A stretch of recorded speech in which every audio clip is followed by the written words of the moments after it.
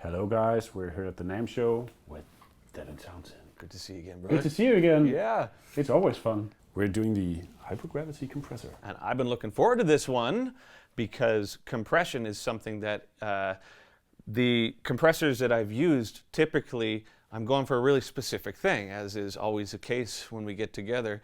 And a lot of them are based on circuits that, although you can achieve with this, that's sort of the Ross, Keeley kind of dark sound. Yeah, you can get that in position 3 if I'm correct, right?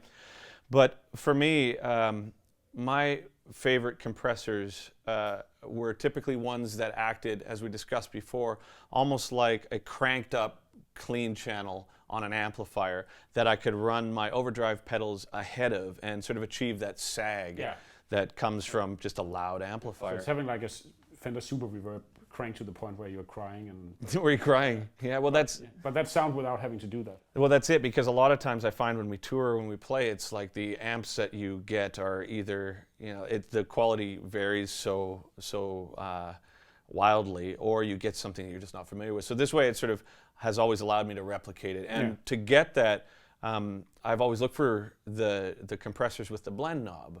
So you could, if you're not familiar with how that works, it acts in parallel with the compression that you've set up, and so you can sort of mix in that hyper compressed sound if you want with your clean sound, and it just gives it more of a gentle texture. Because typically that sort of country compression, it's got the pop and the and so it's like, that's what I've been trying to achieve, and I've got some good compressors to do that, but a lot of the times as well, the ones that give that sort of always-on, sort of warm sound doesn't take humbucking pickups too efficiently. It'll break it up, right? We've been doing some tone prints for the compressor with other guys as well, and a lot of guitar players are not really familiar with compressors. Right. Because, you know, typically a compressor, like the Ross ones, are like sustain, turn it up, and then there's level. So it's pretty simple. And I was noticing when we were talking about this that you know your compressors. I mean, I wouldn't hear anybody else go like, can you set the ratio to 1 to 4 or something like that? That's pretty good, right? Yeah. Well, you know what it is it's like, it's out of necessity. I've done 25 records now, and I've mixed most of them. And it wasn't because I had any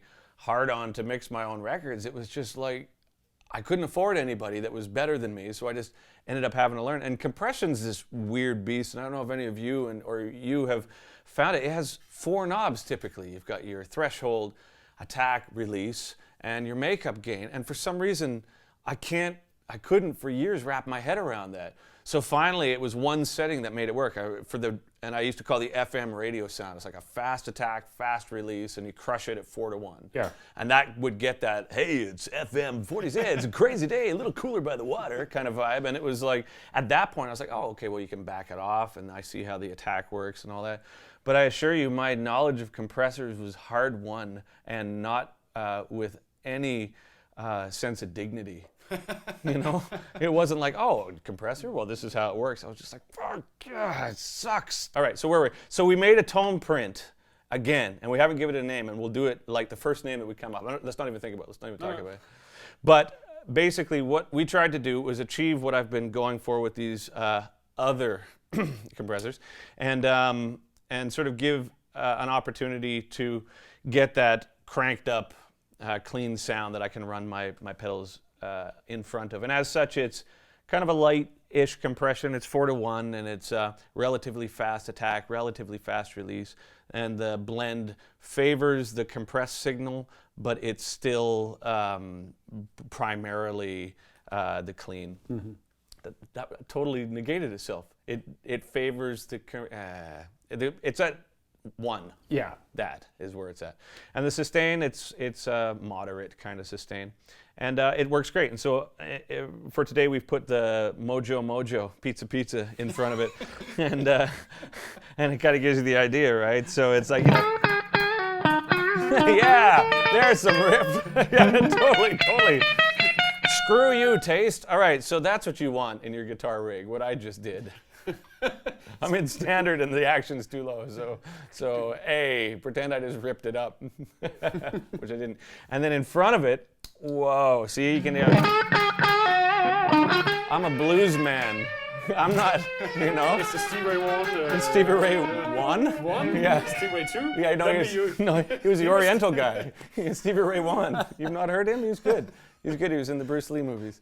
So here we go with the Mojo Mojo. So basically, without it, you've got just like a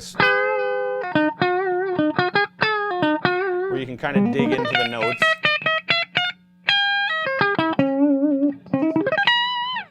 Nice and easier, right? That's one of the nice things about compressors as well. Yeah, and I think it's like typically with the project that I use these sorts of sounds with, it's my fingers usually, right? So it's just trying to make it a little more touch sensitive rather than a typical kind of compressor sound. Yeah.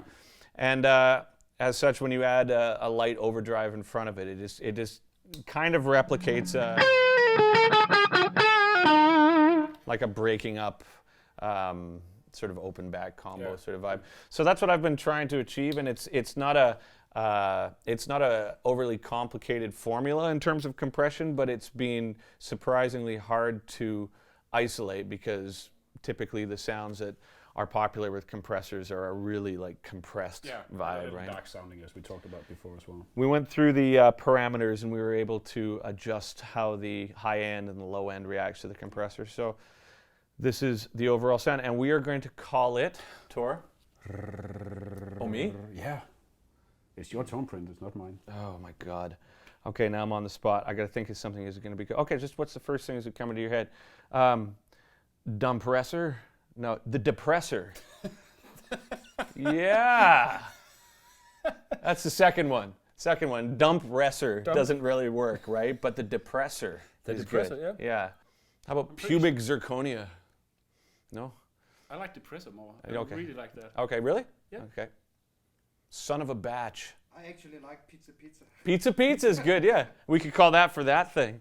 No, Depressor. Depressor? Yeah. You choose. You choose? Yeah, this is going to be up on YouTube any minute here. Ah! Nah, right. So yeah, let's do Depressor. Depressor. Right? Because I'm depressed that I got it on the second try.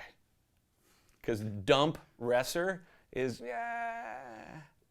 So Depressor. Depressor. Yeah. Depressor. My new tone print for today with Tor is the Depressor. Nam Show 2016, Devin Townsend, Tor, TC Electronic. We've been working together for a few years now, and it just keeps getting more intimate. This is the Depressor for the HyperGravity Compressor pedal, and we hopefully sincerely enjoy it. Does that make any sense? We hope that you sincerely enjoy this tone print. We'll see you next year. Thank you so much.